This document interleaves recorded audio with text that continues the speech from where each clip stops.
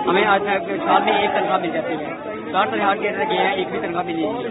आज तक जो भी बच्चे भूखे मर रहे हैं, हमारे घर वाले सारे भूखे मर रहे हैं। इतना बड़ा त्योहार दिवाली का, वो आज तक कोई इतना खाली नहीं किया है। तो और इस बार जो है बिल्कुल खाली गई है, काली दिवाली की। इसलिए सरकार के मीडिया के माध्यम से सरकार को ये मैसेज देना चाहूंगा कि जल्द से जल्द हमारी आवाज सुनी जाए।